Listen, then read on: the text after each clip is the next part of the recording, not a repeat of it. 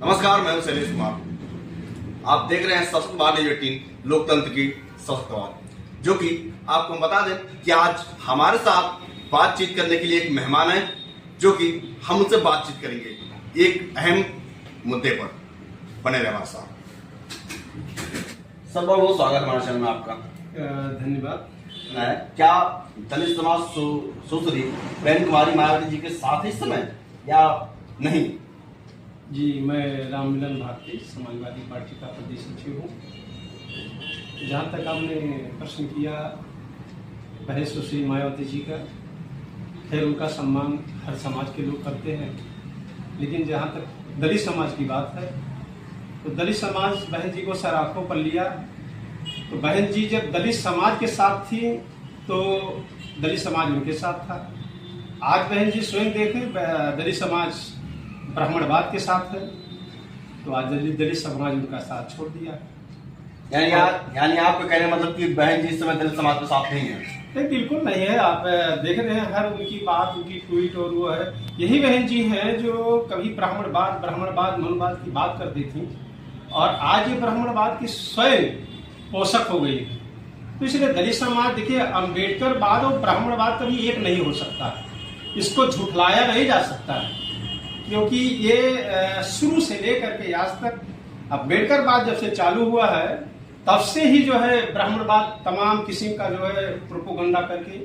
और आपने जानते होंगे कि बाबा साहब डॉक्टर भीमराव अम्बेडकर जो लंदन से पढ़ करके सिविल कोड में, वडोदरा नरेश में सिविल कोड में वो अधिकारी थे, और यही ब्राह्मणवाद छुआछूत इतनी थी कि उनको वहां बड़ौदा में रहने का लिए जमीन नहीं मिला, घर नहीं मिला। वो तो पारसी बन करके उसमें रहने लिए, जब पारसी के लोगों ने जानकारी हुआ कि ये शूद्र है, दलित है, उस पर भी निकाल दिया गया। तो ऐसे विद्वान महापुरुष को ब्राह्मणवाद नहीं स्वीकार करता, तो हमें आपके छोटे मोटे दलितों को तो कहाँ स्वीकार।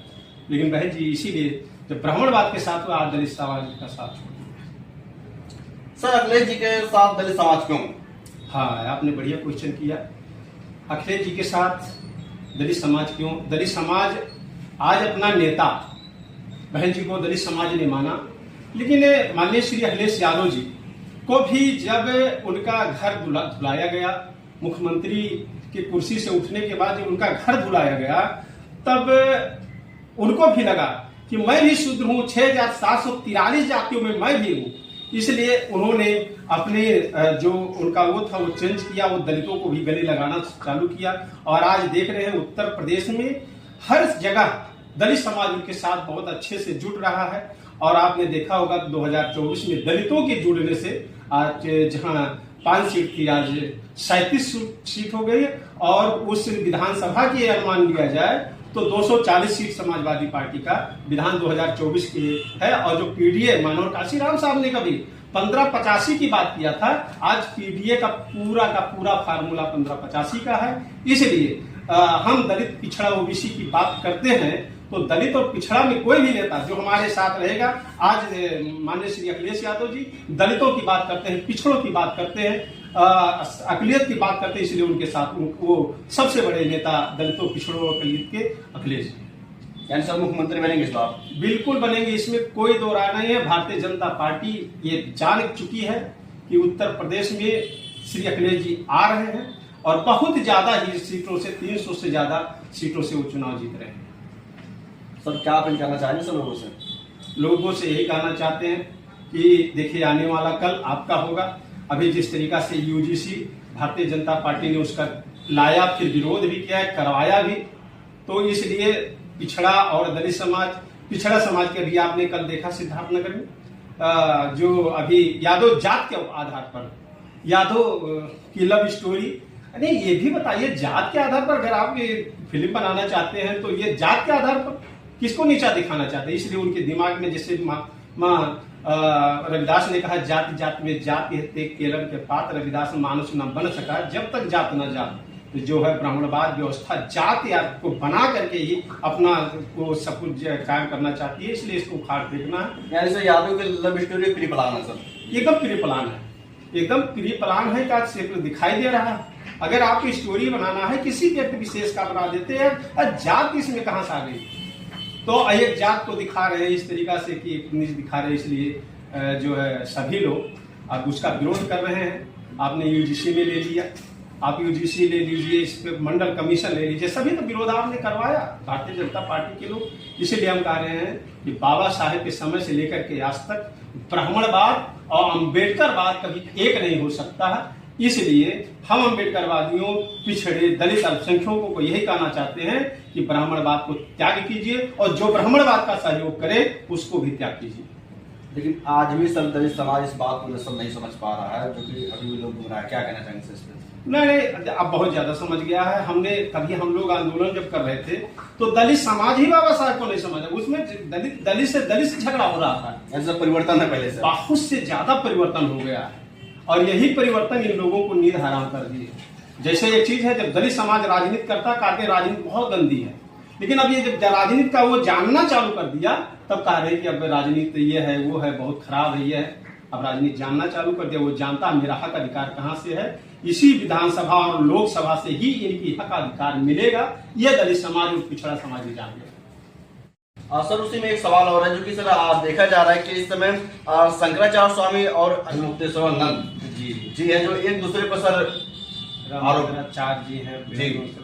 ये एक चीज हमें आपको समझना चाहिए, मैं खासकर पिछड़े और दलितों को समझना चाहिए, ये धर्म में आपका कभी नहीं हुआ है।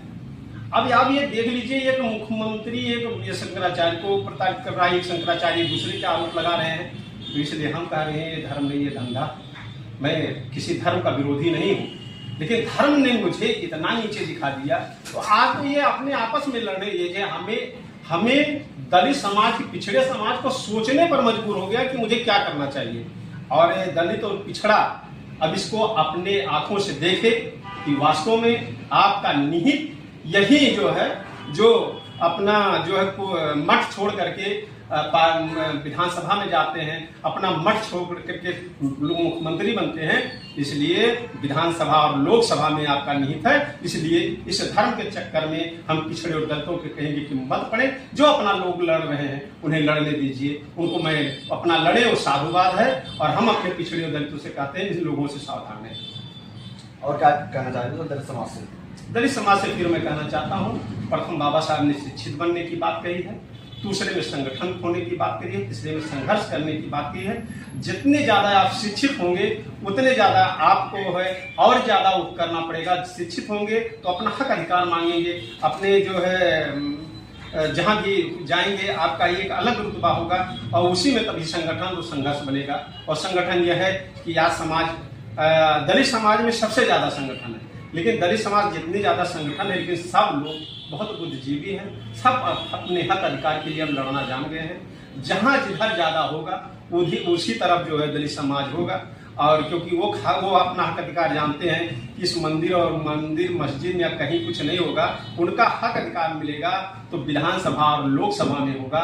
इसीलिए मैं दलित समाज से कहना चाहता हूं कि उस तरफ देखिए, अपने बच्चों को पढ़ाइए और वोट का अधिकार जो बाबा साहब ने दिया है, वोट के अधिकार से आप पार्लियामेंट और विधानसभा में कब्जा कीजिए। यानी सर मंदिर और विद्यालय को चुनाव कर दलित समाज, क्यों सर? नहीं, विद्यालय को चुनना चाहिए, मंदिर तो कभी दिया नहीं है। मंदिर में तो मुझे घुसने नहीं दिया। और मंदिर में भाई कोई भगवान हो, भगवान तो सबका होता है, लेकिन भगवान ने भी मुझे बांट दिया है कि तुम नीच हो, शूद्र हो। बाबा साहब ने इसमें भी बात कहा है, ब्राह्मण क्षत्रिय वैश्य शूद्र में बाबा साहब ने दलितों को अवर्ण कहा है, बड़ व्यवस्था में है ही नहीं। बाबा साहब का एनहिलेशन आप कास्ट में पढ़िए कि बाबा साहब ने इसको अवर्ण कहा है। और अवर्ण और बड़ में हमेशा लड़ाई हुई है, इसलिए हमेशा संघर्षरत रहता है और संघर्षरत रहेगा और संघर्ष हमेशा करता रहेगा। जो कि आप देख सकते हैं, ये थे हमारे साथ बातचीत करने के लिए रामनीलम भारती जी, जो कि समाजवादी के प्रदेश सचिव इस समय। तो आगे हम इसी तरह की खबरें लाते रहेंगे और दिखाते रहेंगे आपको। तब तक मिलते हैं फिर। जय हिंद, जय भारत। आगे लगातार खबर देखने वाले लोकतंत्र की सशक्त आवाज।